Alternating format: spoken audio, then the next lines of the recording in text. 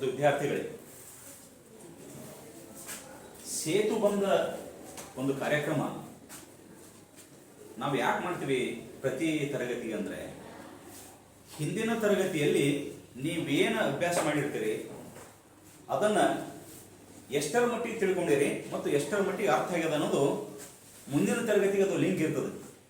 ಆ ದೃಷ್ಟಿಯಿಂದ ನಾವು ಸೇತು ಬಂದ ಕಾರ್ಯಕ್ರಮವನ್ನು ಮಾಡ್ತೀವಿ. ಹಾಗಾದ್ರೆ ಇವತ್ತು ನಾ ಸೇತು ಬಂದ ಕಾರ್ಯಕ್ರಮ ಮಾಡೋಕ್ಕಿಂತ ಪೂರ್ವದಲ್ಲಿ 8ನೇ ತರಗತಿಯ ಕೆಲವೊಂದು ವಿಷಯಗಳನ್ನು ಪ್ರಸ್ತಾಪ ಮಾಡೋಣ. ಏನು ಪ್ರಸ್ತಾಪ ಮಾಡ್ತೀವಪ್ಪ ಅಂದ್ರೆ, ನೀವು 8ನೇ ತರಗತಿಯಲ್ಲಿ ಸಂಖ್ಯೆಗಳನ್ನು, ಅಂಕಿಗಳ ಬಗ್ಗೆ ಅಭ್ಯಾಸ ಮಾಡಿದ್ವಿ. ಅದರಲ್ಲಿ 1 ಸ್ಥಾನದ ಅಂಕಿಗಳದವೆ, 2 ಸ್ಥಾನದವೆ, 3 ಸ್ಥಾನದವೆ, 4 ಸ್ಥಾನದವೆ, ಇಷ್ಟು ಸ್ಥಾನಗಳ ಬಗ್ಗೆ ನಾವು ಅಭ್ಯಾಸ ಮಾಡಿದ್ದೀವಿ. ಮತ್ತು ಸಂಖ್ಯೆಗಳ ಬಗ್ಗೆನೂ ನಾವು ಅಭ್ಯಾಸ ಮಾಡಿದ್ದೀವಿ, ಅಂಕಿಗಳ ಬಗ್ಗೆನೂ ಅಭ್ಯಾಸ ಮಾಡಿದ್ವಿ. ಹಾಗಾದ್ರೆ ಅಂಕಿ ಮತ್ತು ಸಂಖ್ಯೆಗಳಿಗೆ ಏನು ವ್ಯತ್ಯಾಸ ಯಾಕೆ ಹೇಳ್ತೀರಿ?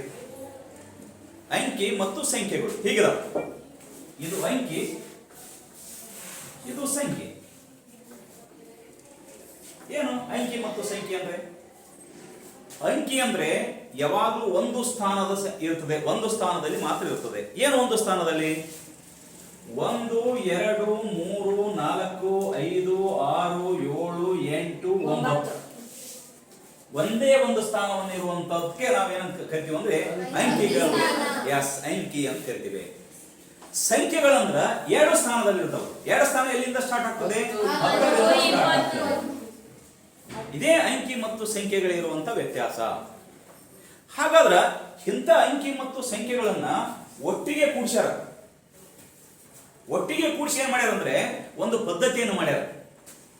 ಆ ಪದ್ಧತಿಗೆ ನಾವೇನಂತ ಕರಿತೀವಪ್ಪ ಅಂದ್ರೆ ಸಂಖ್ಯಾ ಪದ್ಧತಿ ಅಂತ ಕರಿತೀವಿ. ಎಲ್ಲ ಸಂಖ್ಯೆಗಳನ್ನು ಸೇರಿಸಿ ಒಂದು ಗುಂಪುಗಳನ್ನು ಮಾಡಿಟ್ಟಾರೆ. ಅವಕ್ಕೆ ನಾವು ಸಂಖ್ಯಾ ಪದ್ಧತಿ ಅಂತ ಕರಿತೀವಿ. ಇಂಥ ಸಂಖ್ಯಾ ಪದ್ಧತಿಯನ್ನ ನಾವು 8ನೇ ತರಗತಿಯಲ್ಲಿ ಅಭ್ಯಾಸ ಮಾಡಿವಿ. ಆ ಸಂಖ್ಯೆಗಳ ಬಗ್ಗೆ ಸಾಕಷ್ಟು ಸಂಖ್ಯೆಗಳದಾವೆ. ಆ ಸಂಖ್ಯೆಗಳ ವಿಧಗಳ ಬಗ್ಗೆನೂ ನಾವು ಅಭ್ಯಾಸ ಮಾಡಿವಿ. ಇವತ್ತು ನಾವು ಏನ್ ಮಾಡೋಣ ಅಂದ್ರೆ ಆ ಸಂಖ್ಯೆಗಳ ವಿಧಗಳು ಯಾವುವು ಎಂಬುದನ್ನು ಅಭ್ಯಾಸ ಮಾಡೋಣ. ಸಂಖ್ಯಾ ಪದ್ಧತಿಯಲ್ಲಿ ಬರುವಂತ ಕೆಲವೊಂದು ಸಂಖ್ಯೆಗಳಿದಾವೆ. ಆ ಸಂಖ್ಯೆಗಳಲ್ಲಿ ಯಾವ ವಿಧಗಳು, ಸಂಖ್ಯೆಗಳ ವಿಧಗಳಿವೆ. ಸಂಖ್ಯೆಗಳ ವಿಧಗಳು ನೀವು ಆಲ್ರೆಡಿ ಸಾಮಾನ್ಯವಾಗಿ ನಾವು 8ನೇ ತರಗತಿ ಬಹಳ ಅಭ್ಯಾಸ ಮಾಡಿದ್ದೀವಿ. ಈಗ ಕೇಳಿದ ತಕ್ಷಣ ನಮ್ಗೆ ಗೊತ್ತಾಗೋದಿಲ್ಲ. ಈಗ ಬರದ ತಕ್ಷಣ ಓ ಅಭ್ಯಾಸ ಮಾಡಿದ್ದೆ ಅನಿಸ್ತದೆ, ಗ್ಯಾರಂಟಿ ಅನಿಸ್ತದೆ. ನೋಡ ಡೌಟ್ ಏನಪ್ಪ? 1ನೇ ಸಂಖ್ಯೆಗಳ ವಿಧ ಯಾವುದಂದ್ರೆ ನಾವು ಸ್ವಾಭಾವಿಕ ಸಂಖ್ಯೆಗಳು ಅಂತ ಕರಿತೀವಿ. ಸ್ವಾಭಾವಿಕ ಸಂಖ್ಯೆಗಳು ಇದು ಸಾಮಾನ್ಯವಾಗಿ ಗೊತ್ತದೆ. 2ನೇ ವಿಧ ಯಾವುದಪ್ಪ ಅಂದ್ರ ಪೂರ್ಣ ಸಂಖ್ಯೆಗಳು. ಪೂರ್ಣ ಸಂಖ್ಯೆಗಳು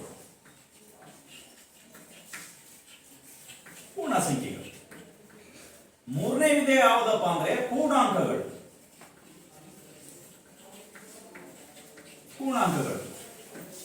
4ನೇ ವಿಧ ಯಾವುದಪ್ಪ ಅಂದ್ರೆ ಭಾಗಲಬ್ಧ ಸಂಖ್ಯೆಗಳು.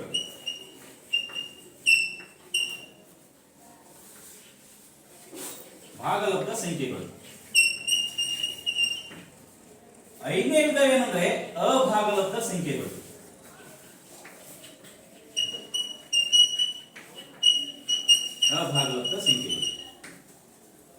6ನೇ ವಿಧ ಏನಂದ್ರೆ ವಾಸ್ತವ ಸಂಖ್ಯೆಗಳು.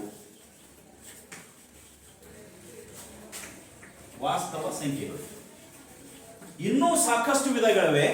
ಆ ವಿಧಗಳನ್ನ ನಾವೇನ್ ಮಾಡ್ಬೇಕಂದ್ರೆ ನೆಕ್ಸ್ಟ್ ನಾವು ಅಭ್ಯಾಸ ಮಾಡೋಣ.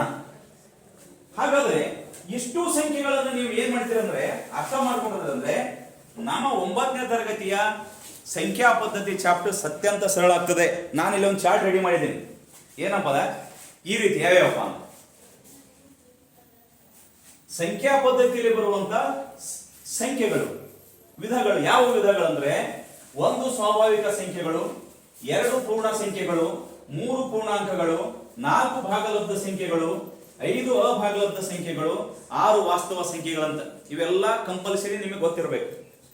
ಗೊತ್ತಿತ್ತಂದ್ರೆ 9ನೇ ತರಗತಿಯ ಗಣಿತ ಅತ್ಯಂತ ಸರಳವಾಗುತ್ತದೆ. ಏನು ಯಾರಿಗೆ ಹೇಳೋ ಅವಶ್ಯಕತೆ ಇಲ್ಲ, ನಾವೇ ಅಭ್ಯಾಸ ಮಾಡ್ಬೋದು, ಡಿಫಿಕಲ್ಟಿಯನ್ನು ಕ್ಲಿಯರ್ ಮಾಡ್ಕೋಬಹುದು. ಇದನ್ನ ಗೊತ್ತಿತ್ತಂದ್ರೆ ಮುಂದೆ ನಾವು ಹೋಗ್ಬೋದು. ಹಾಗಾದ್ರೆ ನಾವು ಇವತ್ತು ಇನ್ನೂ ಏನು ಮಾಡೋಣ ಅಂದ್ರೆ, ಈ ಸಂಖ್ಯೆಗಳು ಯಾವ ರೀತಿ ಇದಾವೆ ಮತ್ತು ಯಾವ ರೀತಿ ಗಣಿತದಲ್ಲಿ ತುಂಬಾ ಪಾತ್ರ ವಹಿಸ್ತವೆ ಅನ್ನೋದು ನಾವು ಅರ್ಥ ಮಾಡ್ಕೋಬೇಕು. ಈಗ ನಾ ಒಂದೊಂದಾಗಿ ನಿಮ್ಗೆ ಹೇಳ್ತೇನೆ. ಏನಂದ್ರೆ, ಫಸ್ಟ್ ಸ್ವಾಭಾವಿಕ ಸಂಖ್ಯೆ ಹೇಗಿರ್ತದೆ ಅಂದ್ರೆ, ನೀವು ಸಾಮಾನ್ಯವಾಗಿ ನಾವು ಆ ಸಂಖ್ಯೆಗಳು ಇಲ್ಲಂದ್ರೆ ನಮಗೆ ಅಭ್ಯಾಸ ಮಾಡಲಿಕ್ಕೆ ಆಗಲ್ಲ ಗಣಿತದಲ್ಲಿ. ಯಾಕೆ ಅಭ್ಯಾಸ ಮಾಡೋಕ್ಕಾಗೋದಿಲ್ಲ ಅಂದ್ರೆ, ಆ ಸಂಖ್ಯೆಗಳು ಜಗತ್ತಿನ ತುಂಬಾ ಆವರಿಸ್ಬಿಟ್ಟವೆ. ಅವು ಇಲ್ಲಂದ್ರೆ ಗಣಿತನೇ ಆಗಲ್ಲ ಅಂತಾರ. ಆ ಸಂಖ್ಯೆಗಳು ನಮ್ ಕಂಪಲ್ಸರಿ ಬರಲೇಬೇಕು. ಏನಪ್ಪಾ ಅಂದ್ರೆ, ಯಾರು ಓದ್ತಿರೋದ ಕರೆಕ್ಟ್ ಆಗೋ ನೀವು ವಿಧಗಳನ್ನು ಓದು. ಸ್ವಾಭಾವಿಕ ಸಂಖ್ಯೆಗಳು, ಪೂರ್ಣ ಸಂಖ್ಯೆಗಳು, ಪೂರ್ಣಾಂಕ ಸಂಖ್ಯೆಗಳು, ಪೂರ್ಣಾಂಕ ಸಂಖ್ಯೆಗಳಲ್ಲ, ಪೂರ್ಣಾಂಕಗಳು ಅಂತದೆ. ಪೂರ್ಣಾಂಕಗಳು, ಭಾಗಲಬ್ಧ ಸಂಖ್ಯೆಗಳು, ಅಭಾಗಲಬ್ಧ ಸಂಖ್ಯೆಗಳು, ವಾಸ್ತವ ಸಂಖ್ಯೆ. ಚೆನ್ನಾಗಿ. ಹಾಗಾದ್ರೆ ನಾನೀಗ ಸ್ವಾಭಾವಿಕ ಸಂಖ್ಯೆಗಳ ಬಗ್ಗೆ ಅಭ್ಯಾಸ ಮಾಡೋಣ. ಸ್ವಾಭಾವಿಕ ಸಂಖ್ಯೆಗಳು ಹೇಗಿರ್ತಾವ, ಸ್ವಾಭಾವಿಕ ಸಂಖ್ಯೆಗಳು ಯಾವ ರೀತಿ ಪಾತ್ರ ವಹಿಸ್ತಾವ ಅನ್ನೋದು ನಾವೇನ್ ಮಾಡೋಣ ಅಂದ್ರೆ ಕಂಪಲ್ಸರಿ ಅಭ್ಯಾಸ ಮಾಡೋಣ. ಸ್ವಾಭಾವಿಕ ಸಂಖ್ಯೆಗಳಂದ್ರೆ ಎಣಿಕೆ ಮಾಡುವ ಸಂಖ್ಯೆಗಳನ್ನು ಸ್ವಾಭಾವಿಕ ಸಂಖ್ಯೆ ಎಂದು ಕರೆಯುತ್ತೇವೆ. ಸಿಂಪಲ್. ಬೈಕಟ್ ಮಾಡ್ಬೋದು ಯಾವಾಗಲೂ ಡೆಫಿನಿಷನ್ ಅನ್ನು ನಾವು ನೋಡಿಬಿಟ್ಟು ತಿಳ್ಕೋಬೇಕು. ಈಗ ಕೆಲವೊಮ್ಮೆ ನಾವು ಟಿವಿಯಲ್ಲಿ ಫಿಲ್ಮ್ ಹಾಕಿರ್ತೀವಿ. ಆ ಫಿಲ್ಮ್ ನೋಡಿದ ತಕ್ಷಣ ನಮಗೆ ತುಂಬಾ ನೆನಪು ಉಳಿತದೆ. ಅದೇ ಫಿಲ್ಮ್ ಅನ್ನ ನಾವು ಕ್ಲಾಸ್ ರೂಮ್ ಅಲ್ಲಿ ಹೇಳಿದ್ರೆ ಅರ್ಥ ಆಗಲ್ಲ, ನೆನಪು ಹೋಗ್ಬಿಡ್ತೀವಿ. ಅಂದ್ರೆ ನಾವು ನೋಡಿದ್ದನ್ನ ಚೆನ್ನಾಗಿ ನೆನಪಿನಲ್ಲಿ ಇಟ್ಕೋತೀವಿ. ಅದಕ್ಕೆ ನಾವೇನ್ ಮಾಡ್ತೀವಿ ಅಂದ್ರೆ ಹೆಚ್ಚು ಪ್ರೊಜೆಕ್ಟರ್ ಯೂಸ್ ಮಾಡ್ತೀವಿ, ಟಿವಿ ಯೂಸ್ ಮಾಡ್ತೀವಿ, ವಿಡಿಯೋ ಪ್ಲೇಯರ್ಸ್ ಮಾಡ್ತೀವಿ. ಅಂದ್ರೆ ವಿದ್ಯಾರ್ಥಿಗಳಿಗೆ ಅಂಡರ್ಸ್ಟ್ಯಾಂಡ್ ಆಗಲಿ ಅಂತ. ಸುಮ್ಮನೆ ಈ ಕ್ಲಾಸ್ನಾಗ ಬಂದ್ಬಿಟ್ಟು ಈ ರೀತಿ ಹೇಳಿದ್ರೆ ನಿಮ್ಗೆ ಅಂಡರ್ಸ್ಟ್ಯಾಂಡ್ ಆಗುತ್ತೆ ಯಾವ ಸ್ವಾಭಾವಿಕ ಸಂಖ್ಯೆಗಳಪ್ಪ ಅನಿಸ್ತದೆ.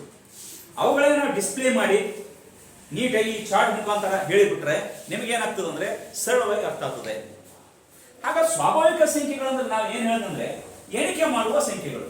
ಯಾವ ಸಂಖ್ಯೆ ಎಣಿಕೆ ಮಾಡ್ತೀವಿ? 1ರಿಂದ ಎಣಿಕೆ ಸ್ಟಾರ್ಟ್ ಆಗ್ತದೆ, 0ದಿಂದ ಸ್ಟಾರ್ಟ್ ಆಗಲ್ಲ. ಜೀರೋ ಎಣಿಕೆ ಮಾಡ್ಲಿಕ್ಕೆ ಬರಲ್ಲ, 0ದಿಂದ ಸ್ಟಾರ್ಟ್ ಆಗುವುದೇ ಇಲ್ಲ, 1ರಿಂದ ಸ್ಟಾರ್ಟ್ ಆಗ್ತದೆ. ಹಾಗಾದ್ರೆ 1ರಿಂದ ನೀವು ಯಾವೇ ಸಂಖ್ಯೆಗಳನ್ನ ಎಣಿಸ್ರಿ ಅವೆಲ್ಲ ಸ್ವಾಭಾವಿಕ ಸಂಖ್ಯೆಗಳು. ಅದಕ್ಕೆ ಇಂಗ್ಲಿಷ್ ಏನಂತ ಕರಿತಾನಂದ್ರ ನ್ಯಾಚುರಲ್ ನಂಬರ್ಸ್ ಅಂತ ಕರಿತಾನೆ. Natural numbers, natural, NATURAL, natural, NUMBERS, natural numbers, ಸ್ವಾಭಾವಿಕ ಸಂಖ್ಯೆಗಳು. ಇಂಥ ಸ್ವಾಭಾವಿಕ ಸಂಖ್ಯೆಗಳು ಹೇಗಿರ್ತಾವ ಅಂದ್ರೆ, ಈಗ 1 2 3 4 5 ಡ್ಯಾಶ್ ಡ್ಯಾಶ್ ಹಿಂಗಿರ್ತಾವ. ಎಷ್ಟೇ ಸಂಖ್ಯೆಗಳನ್ನು ನೀವು ಬರೀರಿ ಇವಕ್ಕೆಲ್ಲ ನಾವು ಸ್ವಾಭಾವಿಕ ಸಂಖ್ಯೆಗಳಂತೀವಿ. ಹಾಗಾದ್ರೆ ಸ್ವಾಭಾವಿಕ ಸಂಖ್ಯೆಗಳಂದ್ರೆ ಏನಂತ ಅರ್ಥ ಆಯ್ತು ನಮ್ಗೆ? ಹೇಳೋಣ. ಎಣಿಕೆ ಮಾಡುವ ಸ್ವಾಭಾವಿಕ ಸಂಖ್ಯೆಗಳು ಸಾಮಾನ್ಯ. ಹಾಗಾದ್ರೆ ಇಂಥ ಸ್ವಾಭಾವಿಕ ಸಂಖ್ಯೆಯನ್ನ ನಾವೇನ್ ಮಾಡ್ತೀವಪ್ಪ ಅಂದ್ರೆ ಇಂಗ್ಲಿಷ್ ನಲ್ಲಿ ನ್ಯಾಚುರಲ್ ನಂಬರ್ ಅಂತ ಗುರುತಿಸ್ತೀವಲ್ಲ, ಅದಕ್ಕೆ ಅವ ಏನ್ ಮಾಡ್ಯಾನಂದ್ರ ಒಂದು ಸಂಕೇತ ಕೊಟ್ಟಾನ. ಸ್ವಾಭಾವಿಕ ಸಂಖ್ಯೆಗಳನ್ನ ಗುರುತಿಸುವಂತ ಒಂದು ಸಂಕೇತ. ಅದು ಯಾವ್ದಪ್ಪ ಅಂದ್ರೆ ಕ್ಯಾಪಿಟಲ್ N. ಕ್ಯಾಪಿಟಲ್ N ಅನ್ನ ಏನ್ ಮಾಡ್ತೀನಿ ಅಂದ್ರೆ ಈಸ್ ಈಕ್ವಲ್ ಟು ಹೇಗೆ ಬರೀತೀನಿ ನೋಡ್ರಿ. 1 2 3 4 5 6 7 8 10 20 100 200 400 1000 1 ಲಕ್ಷ 10 ಲಕ್ಷ 1 ಕೋಟಿ ಎಷ್ಟೋ ಸಂಖ್ಯೆಗಳು ಬರ್ತಾವ ಜಗತ್ತಿನಲ್ಲಿ. ಏನೋಕೆ ಎಂಡನೇ ಇಲ್ಲ. ಕರೆಕ್ಟ್.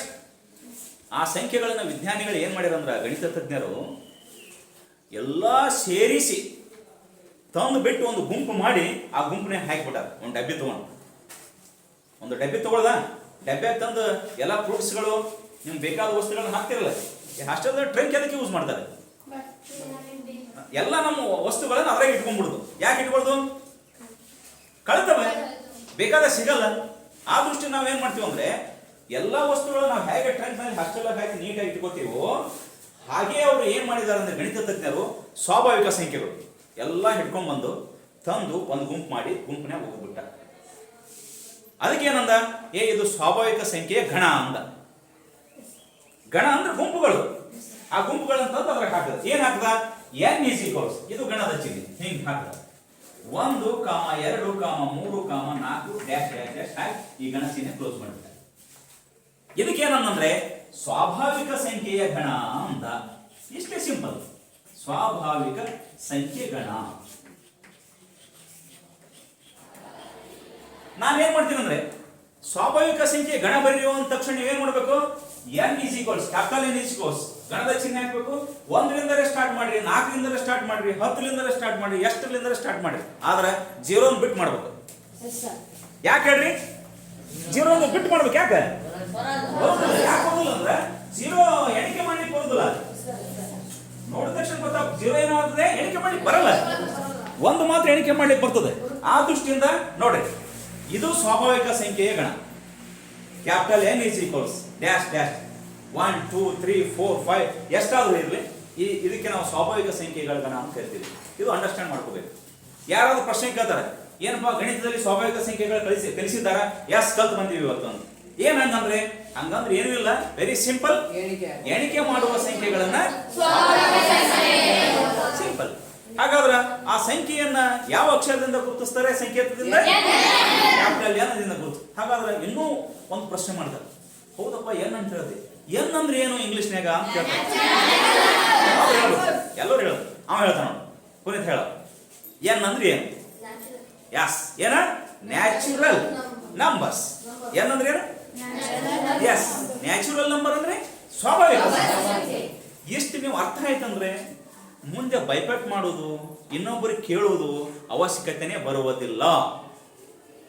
ಇದೇ ಸ್ವಾಭಾವಿಕ ಸಂಖ್ಯೆ, ಇದೇ ಸ್ವಾಭಾವಿಕ ಸಂಖ್ಯೆದ ಲಕ್ಷಣ. ಇದು ನೀವು ಮುಂದೆ ಎಷ್ಟೇ ಕ್ಲಾಸಿಗೆ ಹೋಗ್ರಿ, ಈ ಸಂಖ್ಯೆಗಳು ನಿಮ್ಮ ಜೊತೆ ಇರ್ತವೆ, ಬಿಡುವುದಿಲ್ಲ. ಈ ಸಂಖ್ಯೆಗಳು ಜೀವನದಲ್ಲಿ ಕೂಡ್ರಿ, ಜೀವನದ ಅತ್ಯಂತ ಪ್ರಮುಖ ಪಾತ್ರವನ್ನು ವಹಿಸ್ತವೆ. ಅಂಗಡಿಗೆ ಹೋದ ತಕ್ಷಣ 1 ರೂಪಾಯಿ ಕೊಡು, 2 ರೂಪಾಯಿ ಕೊಡು ಅಂದ್ರೆ ಸ್ವಾಭಾವಿಕ ಸಂಖ್ಯೆ ಚಲೋ ಆದು, ಸ್ಟಾರ್ಟ್ ಆದು. 100 ರೂಪಾಯಿ ಕೊಡ್ರಿ, ಸ್ವಾಭಾವಿಕ ಸಂಖ್ಯೆ ಸ್ಟಾರ್ಟ್ ಆಯ್ತು. 50 ತಗೊಂಡು 50 ಬಳಿ ಕೊಡು, ಸ್ವಾಭಾವಿಕ ಸಂಖ್ಯೆ ಸ್ಟಾರ್ಟ್ ಆಯ್ತು. ಜೀವನದಲ್ಲಿ ಸಂಖ್ಯೆಗಳು ನಮಗೆ ಫುಲ್ ಏನಾಗ್ಯವಪ್ಪ ಅಂದ್ರೆ ಅಳವಡಿಸ್ಕೊಂಡು ಬಿಟ್ಟಿವಿ, ರಕ್ತಗತ ಆಗ್ಯಾವೆ. ಆ ರಕ್ತದಲ್ಲಿ ನಮಗೆ ಗೊತ್ತಿಲ್ಲ ಅಷ್ಟೇ, ರಕ್ತದ ಬಿಡೋ ಕೆಂಪದ ರಕ್ತ ಅಂತೀವಿ ಅಷ್ಟೇ. ಆ ರಕ್ತದಲ್ಲಿ ಎಲ್ಲ ಗಣಿತ ಸೇರಿಬಿಟ್ಟದ, ನರ ನಾಡಿಗಳಲ್ಲಿ ಸೇರಿದ. ಅದಕ್ಕೆ ನಾವು ಜೀವನ ಮಾಡ್ತೀವಿ, ಇಲ್ಲ ನಾವು ಜೀವನ ಮಾಡ್ಲಿಕ್ಕೆ ಸಾಧ್ಯನೇ ಇಲ್ಲ. ಈಗ 1 ನಿಮಿಷ ನಾನು ಫೋನ್ ಮಾಡ್ತೀನಿ ಕೊಡ್ರಿ ಮೊಬೈಲ್ ಅಂತೀವಿ, ನಂಬರ್ 1 ನಿಮಿಷ ಸ್ಟಾರ್ಟ್ ಆಯ್ತು. 1 ನಿಮಿಷ ಗಣಿತ ಸ್ಟಾರ್ಟ್ ಆಯ್ತು. 1 ಮುದ್ದೆ ಊಟ ಮಾಡ್ತೀನಿ, 1 ಗಣಿತ ಸ್ಟಾರ್ಟ್ ಆಯ್ತು. ಬಟ್ಟೆ ತಂದಿ ಸ್ಟಾರ್ಟ್ ಆಯ್ತು. ಪ್ರತಿಯೊಂದು ಆದ್ರೆ ನಮ್ಗೆ ಗೊತ್ತಾಗ್ತಾ ಇಲ್ಲ ಅಷ್ಟೇ. 1 ಚಾಕ್ ಪೀಸ್ ಕೊಡು, ಈಗ 1 ಚಾಕ್ ಪೀಸ್ ಚಲೋನೆ.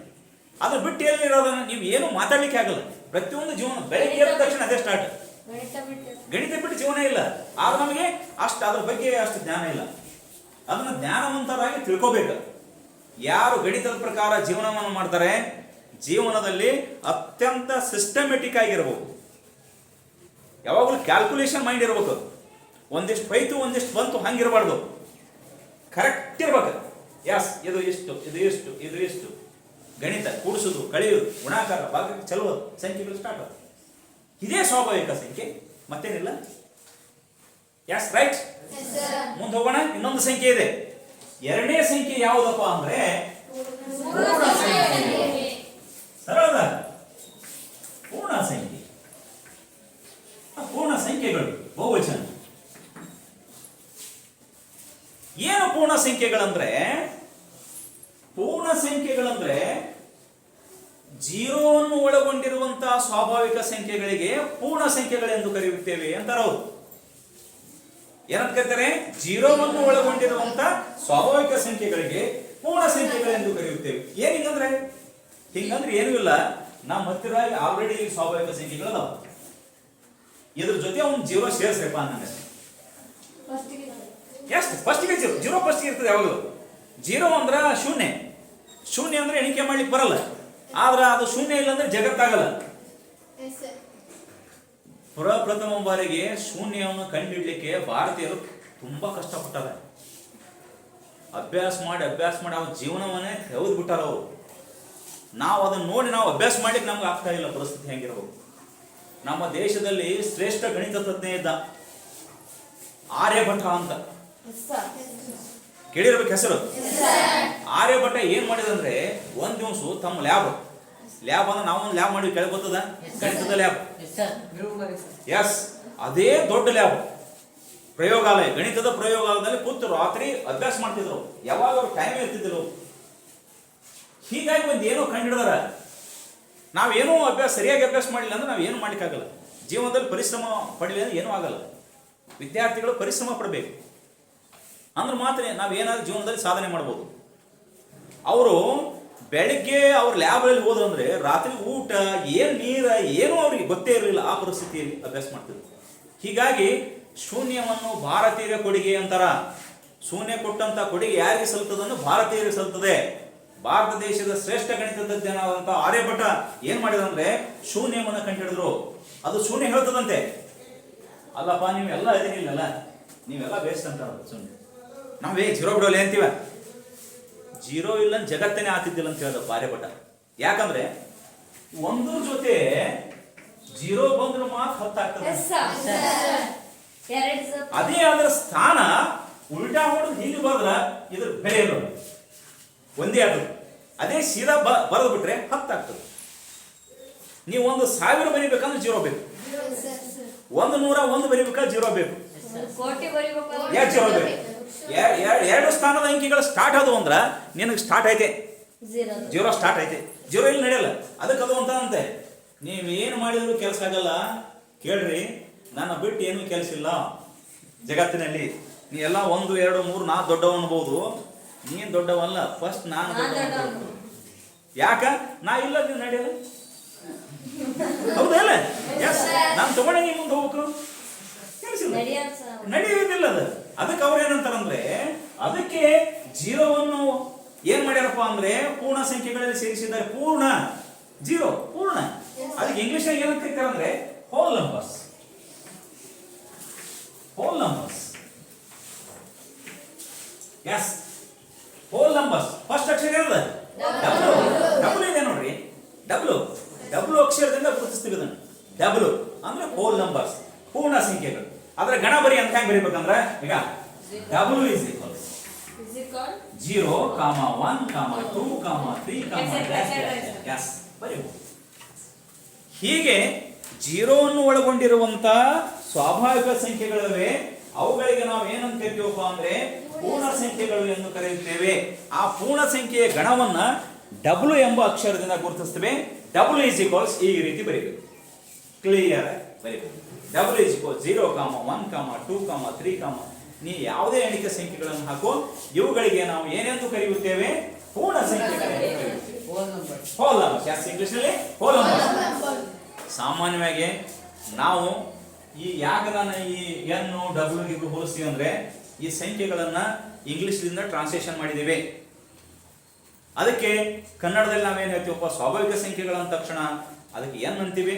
ಪೂರ್ಣ ಸಂಖ್ಯೆಗಳ ಅಂದ ತಕ್ಷಣ ಅದಕ್ಕೆ ಡಬ್ಲ್ಯೂ ಅಂತೀವಿ. ಇಂಗ್ಲಿಷ್ ಇಂದ ಬಂದಂತ ಕೊಡುಗೆ. ರೈಟ್? W is equals. ಹಾಗಾದ್ರೆ ಈ ಪೂರ್ಣ ಸಂಖ್ಯೆಗಳನ್ನು ಅಭ್ಯಾಸ ಮಾಡುವಾಗ ಜೀರೋವನ್ನು ಬಿಡಂಗೇ ಇಲ್ಲ. ಇದು ಜೀರೋ ಮೇನ್ ಇಂಪಾರ್ಟೆಂಟ್. ಜೀರೋವನ್ನು ಒಳಗೊಂಡೇ ಸ್ವಾಭಾವಿಕ ಸಂಖ್ಯೆಗಳನ್ನು ಬರೀಬೇಕು. ನಾನೇನ್ ಮಾಡ್ತೀನಿ, ಕೆಲವೊಬ್ಬರನ್ನ ಹೇಳ್ಬಿಡ್ತೀನಿ, ಒಂದು ಪ್ರಶ್ನೆ ಕೇಳ್ತೀನಿ. ಏನ್ ಪ್ರಶ್ನೆ ಕೇಳ್ತೀನಿ ಅಂದ್ರೆ ಸ್ವಾಭಾವಿಕ ಸಂಖ್ಯೆಗಳ ಗಣ ಬರೀರಿ ಅಂತ ಅನ್ಬೋದು, ಪೂರ್ಣ ಸಂಖ್ಯೆಗಳ ಗಣ ಬರೀರಿ ಅಂತ ಅನ್ಬೋದು. ಪೂರ್ಣ ಸಂಖ್ಯೆಗಳ ಗಣ ಬರೀರಿ ಅಂದ್ರೆ ನೀವೇನ್ ಮಾಡ್ಬೇಕು? ಟಕ್ ಅಂತ ಮಾಡ್ಬೇಕು. ಡಬ್ಲ್ಯೂ ಇಸ್ ಈಕ್ವಲ್ಸ್ ಒಂದು W, capital W, small W ಅಲ್ಲ, ಈಕ್ವಲ್ಸ್ 0 ಹಾಕಿ ಹೋಗ್ಬೇಕಾ? 1 ಬರ್ಬೇಕಂತಿಲ್ಲ. ನೀ ಬೇಕಾದಂತ ಸ್ವಾಭಾವಿಕ ಸಂಖ್ಯೆಗಳು ತಗೋಬಹುದು. 1 ಸ್ಟಾರ್ಟ್ ಆಗ್ಬೇಕಂತ ಏನಿಲ್ಲ. ನೀನ್ ಬೇಕಾದಷ್ಟು. ಕೆಲವೊಬ್ರು 1 ಭಾಳ ಇಂಟ್ರೆಸ್ಟ್ ಕೊಡ್ತಾರೆ, ಒಬ್ರು 2 ಇಂಟ್ರೆಸ್ಟ್ ಕೊಡ್ತಾರೆ, ಒಬ್ಬ 10 ಇಂಟ್ರೆಸ್ಟ್ ಕೊಡ್ತಾರೆ, 1000 ಇಂಟ್ರೆಸ್ಟ್ ಕೊಡ್ತಾರೆ. ಆ ಸಂಖ್ಯೆಗಳಿಂದ ನೀವು ಸ್ಟಾರ್ಟ್ ಮಾಡ್ಬೇಕು. ಆ ಒಂದು ಗಮನ ಇರಲಿ, 0 ಇರಬೇಕು, ಶೂನ್ಯ ಇರಬೇಕು. ಶೂನ್ಯನ ಒಳಗೊಂಡ್ಬಿಟ್ಟು ನೀನು ಯಾವ ಸಂಖ್ಯೆಗಳು ನೀವು ಬರೀತೀಯ ಆ ಸಂಖ್ಯೆಗಳು ಎಲ್ಲ ಏನಾಗ್ತಾವಪ್ಪ ಅಂದ್ರೆ ಪೂರ್ಣ ಸಂಖ್ಯೆಗಳಾಗ್ತವೆ. ರೈಟ್? ಕ್ಲಿಯರ್? ಹಾಗಾದ್ರೆ ನಾವು ಸ್ವಾಭಾವಿಕ ಸಂಖ್ಯೆಗಳು ಮತ್ತು ಪೂರ್ಣ ಸಂಖ್ಯೆಗಳ ಬಗ್ಗೆ ಕ್ಲಿಯರ್ ಕಟ್ ಐಡಿಯಾ ಬಂತು. ಯಾವುದೇ ಡೌಟ್ ಇಲ್ಲ ಅನಿಸ್ತದೆ ನನಗೆ. No doubts. ಯಾವಾಗಲೂ ವಿದ್ಯಾರ್ಥಿ ಜೀವನದಲ್ಲಿ ಅಭ್ಯಾಸ ಮಾಡುವಾಗ ಡೌಟ್ ಇಟ್ಕೋಬಾರ್ದು. ಡೌಟ್ ಇತ್ತಂದ್ರೆ ಇಮಿಡಿಯೇಟ್ಲಿ ನಮಗೆ ಕೇಳಬೇಕು, ಪ್ರಶ್ನೆಗಳನ್ನು ಕೇಳಬೇಕು. ನೀವು ಕೆಲವೊಬ್ರು ಏನಂತೀರಿ, ತಿಳಿದರೆ ತಿಳಿಲಿ, ಬಿಟ್ಟರೆ ಬಿಡ್ಲಿ. ಸರ್ ಏನ್ರ ಅಂತಾರಪ್ಪ, ಯಾಕೆ ಸುಮ್ಮನೆ ಅಸಹ್ಯ ಆಗ್ತದೆ ಅಂತ ಕೇಳೋದೇ ಇಲ್ಲ. ಪ್ರಶ್ನೆಗಳನ್ನ ಕೇಳೋದು ರೂಢಿ ಮಾಡ್ಕೊರಿ. 9th ಸ್ಟ್ಯಾಂಡರ್ಡ್ದಲ್ಲಿ, ಮುಂದೆ 10th ಸ್ಟ್ಯಾಂಡರ್ಡ್ ಬರ್ತೀರಿ. ಚೆನ್ನಾಗಿ ಗಣಿತನ ಅರ್ಥ ಮಾಡ್ಕೋಬೇಕು. ಗಣಿತ ಅರ್ಥ ಆಯ್ತಂದ್ರೆ ಮುಂದಿನ ಫ್ಯೂಚರ್ ಲೈಫ್ ಭಾಳ ಚಂದ ಇರ್ತದೆ. ಅದಕ್ಕೆ ಕೇರ್ಲೆಸ್ ಮಾಡಬಾರ್ದು. ನಮ್ಗೆ ಕೊಟ್ಟಂಥ ಸಮಯದಲ್ಲಿ ಅಭ್ಯಾಸನ ಚೆಂದ ಮಾಡಬೇಕು, ಕೇರ್ಲೆಸ್ ಮಾಡಬಾರ್ದು, ತಿಳ್ಕೋಬೇಕು, ಅಂಡರ್ಸ್ಟ್ಯಾಂಡ್ ಮಾಡ್ಕೋಬೇಕು. ಕೆಲವರು ಹೊಸಬರು ಬಂದಿದ್ದೇವೆ, ಬೇರೆ ಶಾಲೆಗೆ ಹೇಗಿದ್ದ ಗೊತ್ತಿಲ್ಲ, ನಮ್ಮ ಶಾಲೆಗಂತರೂ ನಾವು ಹೇಳ್ತಾ ಇದ್ದೀವಿ, ನಿಮಗೆ ಗೊತ್ತಾಗ್ತದೆ ಮುಂದೆ ಹೇಗಿದೆ ಅಂತ. ಅಭ್ಯಾಸ ನೀವು ಹೇಳಿದಷ್ಟು ಅಭ್ಯಾಸ ನೀವು ಚೆನ್ನಾಗಿ ಮಾಡಿದ್ರೆ ಒಳ್ಳೆಯ ರ್ಯಾಂಕನ್ನು ಪಡಿಬೋದು. ಇದು ಲೆಕ್ಕ ಇರ್ತದೆ. ಹಾಗಾದರೆ ಮುಂದಿನ ಸಂಖ್ಯೆಗಳಿಗೆ ಹೋಗುವ ಗೌತಮ್, ಮುಂದಿನ ಸಂಖ್ಯೆ ಯಾವುದು? ಯಾಸ್ ಗಟ್ಸ್, ಮುಂದಿನ ಸಂಖ್ಯೆ ಯಾವುದು? ತೋರಿಸಿ, ಪೂರ್ಣಾಂಕಗಳ ಸಂಖ್ಯೆ. ಆ ಪೂರ್ಣಾಂಕ ಸಂಖ್ಯೆಗಳು ಹೇಗಿರ್ತವೆ ಮತ್ತು ಅವುಗಳನ್ನ ಯಾವ ರೀತಿ ಅಭ್ಯಾಸ ಮಾಡಬೇಕು? ಪೂರ್ಣಾಂಕಗಳು ಬಹಳ ಇಂಪಾರ್ಟೆಂಟ್. ಮುಂದೆ ಪೂರ್ಣಾಂಕಗಳ ಎಲ್ಲ ಕ್ರಿಯೆಗಳು ಬರ್ತವೆ. ಸಂಕಲನ ಕ್ರಿಯೆ, ವ್ಯವಕಲನ ಕ್ರಿಯೆ, ಗುಣಾಕಾರ ಕ್ರಿಯೆ, ಭಾಗಾಕಾರ ಕ್ರಿಯೆಗಳು ಬರ್ತವೆ. ಆ ಪೂರ್ಣಾಂಕಗಳನ್ನು ನಾವು ಕರೆಕ್ಟಾಗಿ ನಾವು ಅರ್ಥ ಮಾಡ್ಕೊಂಡ್ಬಿಟ್ಟಿವಿ ಅಂದ್ರೆ ನಮಗೆ ಏನೇನು ಸಮಸ್ಯೆ ಇಲ್ಲ. ಅದಕ್ಕೆ ಇದು ಬ್ರಿಡ್ಜ್ ಕೋರ್ಸ್ ಅನ್ನು ನಾನು ಸ್ಟಾರ್ಟ್ ಮಾಡಿದ್ದೀನಿ, ನೆನ್ಪಿಟ್ಕೋರಿ. ಡೈರೆಕ್ಟ್ ನೀವು ಪಾಠವನ್ನು ಮಾಡಿದ್ರೆ ಏನೂ ಅರ್ಥ ಆಗಲ್ಲ ಆ ದೃಷ್ಟಿಯಿಂದ. ಹಾಗಾದ್ರೆ ಮೂರನೇ ಸಂಖ್ಯೆ ವಿಧ ಯಾವುದು? ಸಂಖ್ಯಾ ಪೂರ್ಣಾಂಕಗಳು. ಇದಕ್ಕೆ ನಾವು ಏನಂತ ಕರಿತೀವಪ್ಪ ಅಂದ್ರೆ ಇಂಟಿಜರ್ಸ್ ಅಂತ ಕರಿತೇನೆ ಇಂಗ್ಲಿಷ್ನ. ಇಂಟಿಜರ್ಸ್ ಏನ ಹೆಸರು? ಇಂಟಿಜರ್ಸ್. ಹಾಗಾದ್ರೆ ಏನು ಪೂರ್ಣಾಂಕ ಸಂಖ್ಯೆಗಳಂದ್ರೆ ಪ್ರಶ್ನೆ ಬರ್ತದೆ. ಹೇಗಿರ್ತವೆ ಅವು? ಜೀವನದಲ್ಲಿ ಎಷ್ಟು ಪಾತ್ರವನ್ನು ವಹಿಸ್ತವೆ? ಅವು ಎದಕ್ಕೆ ಬೇಕು ನಮಗೆ? ಇಷ್ಟೆಲ್ಲ ನಾವು ಓದ್ತೀವಲ್ಲ, ಜೀವನದಲ್ಲಿ ಸಂಖ್ಯೆಗಳ ಬಗ್ಗೆ ಮಹತ್ವ ಹೇಳಿದೆ ನಿಮಗೆ ಗೊತ್ತಾಯ್ತಾ? ಆ ಮಹತ್ವ ಇರಿಸಲೇ ನಾವು ಕಲಿಬೇಕು ಗಣಿತ. ಇಲ್ಲ ಇವು ತೊಗೊಂಡು ಏನು ಮಾಡೋದು? ನಾವು ವೇಸ್ಟ್ ಅನಿಸ್ತು, ರೈಟ್? ಹಾಗಾದ್ರೆ ಪೂರ್ಣಾಂಕಗಳಂದ್ರೆ ಹೇಗಿರ್ತಾವಂದ್ರೆ ಜೀರೋವನ್ನು ಒಳಗೊಂಡಿರ್ತವೆ, ಧನ ಸಂಖ್ಯೆಗಳನ್ನು ಒಳಗೊಂಡಿರ್ತವೆ, ಋಣ ಸಂಖ್ಯೆಗಳನ್ನು ಒಳಗೊಂಡಿರ್ತವೆ. ಧನ ಸಂಖ್ಯೆಗಳು, ಋಣ ಸಂಖ್ಯೆಗಳು ನೆನ್ಪಿಟ್ಕೋಬೇಕು. ಒಂದು ಪ್ಲಸ್ ಇರ್ತದೆ, ಒಂದು ಮೈನಸ್ ಇರ್ತದೆ, ಮತ್ತೆ ಜೀರೋ ಇರ್ತದೆ. ಅದ್ರೆ ಈಗ ನಾ ಬರೀತೀನಿ, 0 plus 1 plus 2 plus 3. Next minus 1 minus 2 minus 3. ಇವೆಲ್ಲ ಒಳಗೊಂಡಿರುವಂತಹ ಒಂದು ಗಣ ಇದೆ. ಅದಕ್ಕೆ ನಾವು ಪೂರ್ಣಾಂಕಗಳು ಎಂದು ಕರೆಯುತ್ತೇವೆ.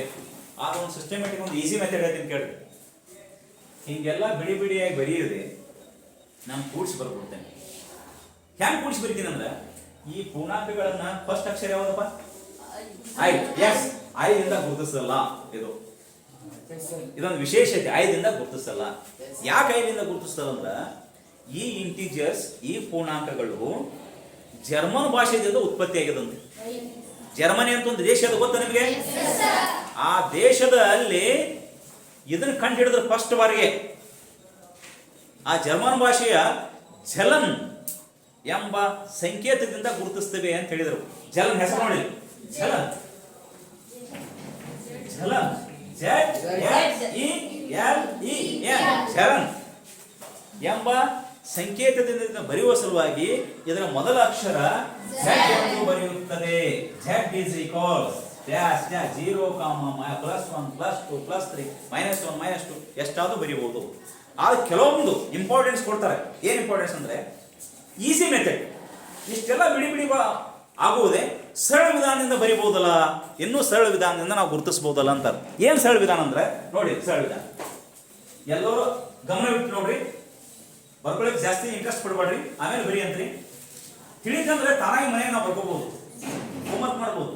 ತಿಳಿದ್ರೆ ನಾವು ವೇಸ್ಟ್ ಹೇಳಿದ್ರು ವೇಸ್ಟ್, ನೀ ಎಷ್ಟು ಹೇಳಿದ್ರು ವೇಸ್ಟ್. ಸುಮ್ಮನೆ ಏನೋ ಬರ್ಕೋತ ಯಾರ್ದ ನೋಡ್ಕೋತ ಇನ್ನು ಸರ್ ಬೈತಾರಂತೆ ತಿಳಿದು ನೀವೇನು ಮಾಡ್ತೀರಿ? ಸುಮ್ಮನೆ ಯಾರ್ದ ನೋಡಿ ಬರ್ಕೊಂಡು ಬರ್ತೀರಿ.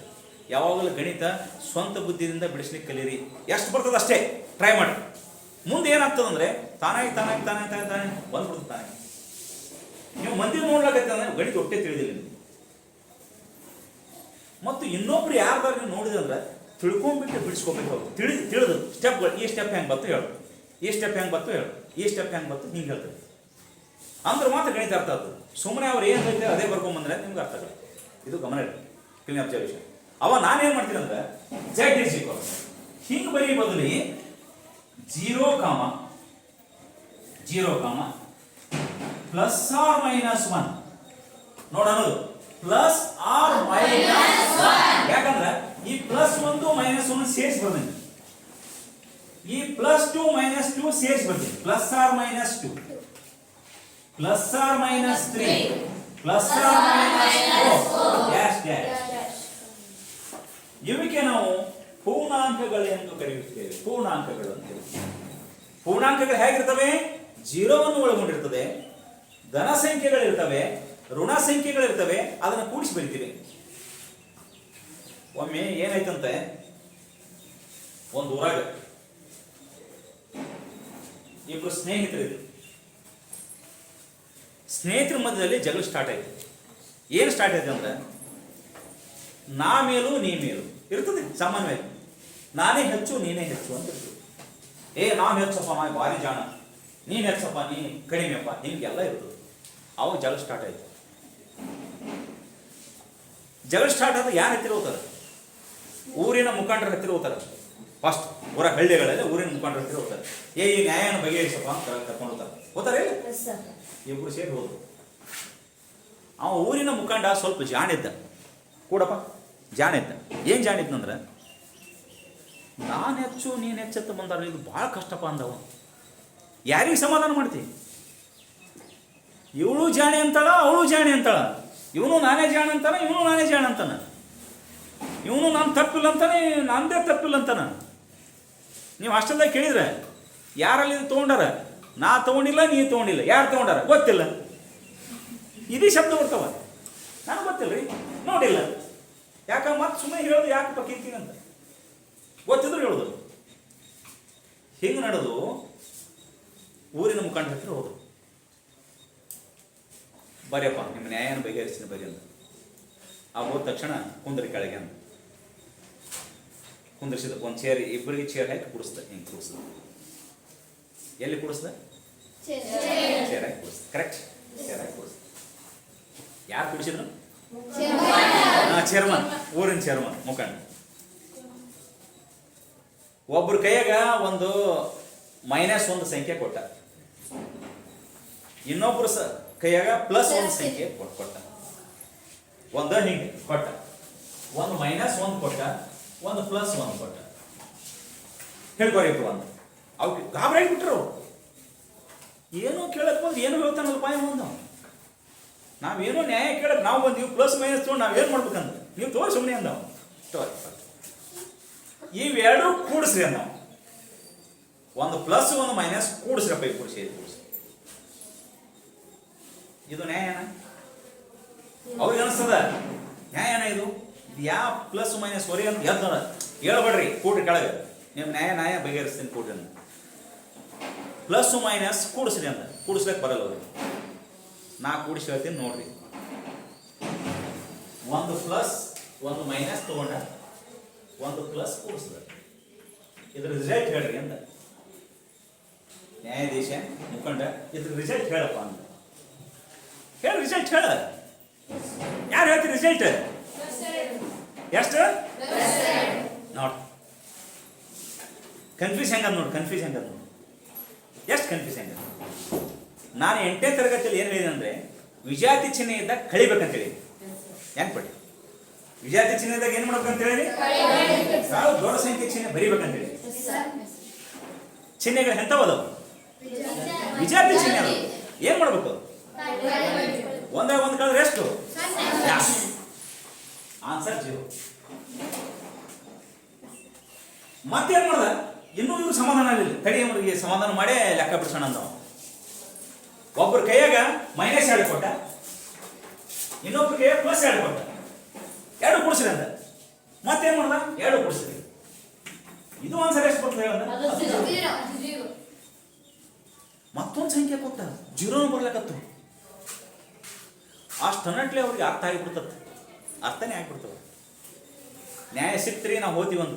ತಡಿ, ಇನ್ನೂ ಸಿಕ್ಕಿಲ್ಲ ನಾವು. ನ್ಯಾಯ ಸಿಕ್ಕಿಲ್ಲ ತಡಿ. ನೀವು ಬಂದಿದ್ದು ನಾ ಮೇಲೂ ನೀ ಮೇಲ ಬಂದಿಲ್ಲ. ನ್ಯಾಯ ಸಿಕ್ಕಿಲ್ಲ ತಡಿ. ಇಬ್ಬರದಾಗೂ ಯಾರು ಮೇಲಲ್ಲ. ಮೇಲಿರುವುದು 0. ಮ್ಯಾಲ ಕೊಡುದಲ್ಲೇ ಪುನೀತ, ಮ್ಯಾಲ ಕೊಡುದಲ್ಲ. ಯಾರು ಮೇಲೆ ಯಾರು ಕೀಳಲ್ಲ, ಎಲ್ಲರೂ ಈಕ್ವಲ್. ಯಾಕ? ಒಂದು ನೆಗೆಟಿವ್ ಒಂದು ಪಾಸಿಟಿವ್ ಇದ್ದಾಗ ಅದು ರಿಸಲ್ಟ್ 0 ಇರ್ತದೆ. ಆ ದೃಷ್ಟಿಯಿಂದ ಹೊಡೆದಾಟ ಮಾಡೋಂಗಿಲ್ಲ. ಎಲ್ಲರೂ ಸೇಮು. ನೀವು ಯಾರಿಗೆ ಸಮ? ನೀವು 0ಗೆ ಸಮ. ನೀವು ಎಲ್ಲಿದೆ ಮೇಲೆ? ಜೀರೋ ಇದೆ. ಎಲ್ಲಿದೆ? ಕೆಳಗೆ ಜೀರೋ ಅಂದಾಗ ಗಾಬರಿಗೆ ಹೋಗ್ಬಿಟ್ರು. ಇನ್ನೇನು ಜಗಳನೇ ಮಾಡಲಿಲ್ಲ, ಫ್ರೆಂಡ್ಶಿಪ್ ಆಗಿ ಹೋಗ್ಬಿಟ್ರು. ಅರ್ಥಾರ್ಥ ಏನು ಗುರುತಿಸ್ತದೆ ಇದು ಅಂದ್ರೆ ನೆಗೆಟಿವ್ ಪಾಸಿಟಿವ್ ಹೇಗಿರ್ತವೆ ಅಂತ ಗುರುತಿಸ್ತದೆ. ಅದಕ್ಕೆ ಅದು ನಾವೇನು ಮಾಡ್ತೀವಿ ಅಂದ್ರೆ ಒಂದು ನೆಗೆಟಿವ್ ಅನ್ನು ಒಂದು ಪಾಸಿಟಿವ್ ಅನ್ನು ಸೇರಿಸಿ ಬರ್ಬಿಡ್ತೀವಿ. ಎರಡು ರಿಲೇಷನ್ಸ್, ಇದೇ ರಿಲೇಷನ್ಸ್. ಅದಕ್ಕೆ ಓದ್ತೀವಿ ನಾವು ಪ್ಲಸ್ ಆರ್ ಮೈನಸ್ 1 ಏನಂತ ಓದ್ತೀವಿ? Plus or minus 2. ಮುಂದಿನ ಹೇಳಿ ಎಸ್ ನಾವು ಮುಂದಿನ ಹೇಳೋದು ನಾವು ಮುಂದಿನ ಸಂಖ್ಯೆ ಹೇಳಿ. ಈಗ ಪ್ಲಸ್ ಆರ್ ಮೈನಸ್ 2 ಆಯ್ತು. ಮುಂದಿನ ಸಂಖ್ಯೆ ಹೇಳ.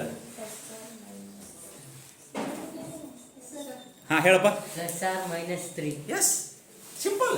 Plus or minus 3. ಹೀಗೆ ಎಷ್ಟೋ ಸಂಖ್ಯೆಗಳನ್ನು ಜೀರೋವನ್ನು ಒಳಗೊಂಡು ಬರೀರಿ. ಅದೇ ನಿನ್ನ ಪೂರ್ಣಾಂಕಗಳು, ಹೋಲ್ ನಂಬರ್ಸ್, ಸಾರಿ ಇಂಟಿಜರ್ಸ್. ಹೌದಾ? ಕೊಡ್ರಿ. ಹಾಗಾದ್ರೆ ನಾವು ಇಲ್ಲಿವರೆಗೆ ಎಷ್ಟು ಸಂಖ್ಯೆಗಳನ್ನು ಅಭ್ಯಾಸ ಮಾಡಿದ್ವಿ ಅಂದ್ರೆ, ಫಸ್ಟ್ ಏನು ಅಭ್ಯಾಸ ಮಾಡಿದ್ವಿ ಅಂದ್ರೆ ಅಂಕಿಗಳು ಮತ್ತು ಸಂಖ್ಯೆಗಳಿರುವಂತ ವ್ಯತ್ಯಾಸ ಕರೆಕ್ಟ್ ಗೊತ್ತಾಗ್ಬಿಡ್ತದೆ. ನಂತರ ಸಂಖ್ಯೆಗಳ ಬಗ್ಗೆ ಬಂದಿವಿ. ಆ ಸಂಖ್ಯೆಗಳನ್ನು ಒಂದು ಎಲ್ಲ ಸೇರಿ ಒಂದು ಪದ್ಧತಿ ಮಾಡಿ ಸಂಖ್ಯಾ ಪದ್ಧತಿ ಅಂದೀವಿ. ಎಲ್ಲ ಸೇರಿಸಿ ಆ ಸಂಖ್ಯಾ ಪದ್ಧತಿಯಲ್ಲಿ ಇರುವಂತ ಸಂಖ್ಯೆಗಳ ವಿಧಗಳನ್ನು ಏನ್ ಮಾಡ್ತೀವಿ? ಅಭ್ಯಾಸ ಮಾಡ್ತಾ ಇದ್ದೀವಿ. ಆ ವಿಧಗಳಲ್ಲಿ ಕೇವಲ 3 ವಿಧ ಅಭ್ಯಾಸ ಮಾಡಿವಿ. ಈಗ 1ನೇ ವಿಧ ಸ್ವಾಭಾವಿಕ ಸಂಖ್ಯೆ, 2ನೇ ವಿಧ ಪೂರ್ಣ ಸಂಖ್ಯೆಗಳು.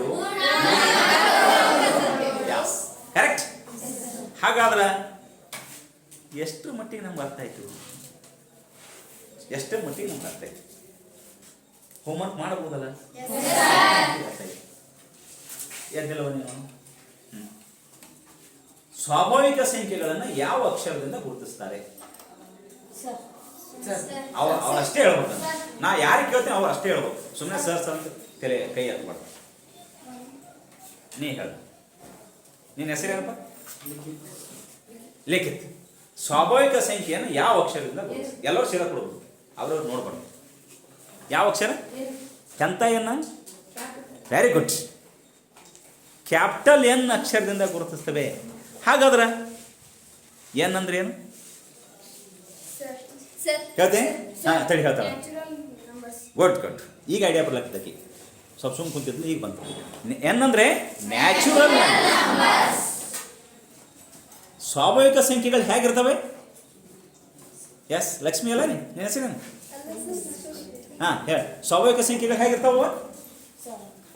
ಹೇಗಿರ್ತವೆ? ಹೀಗೆ ಇರುವುದು. ಹೇಗೆ?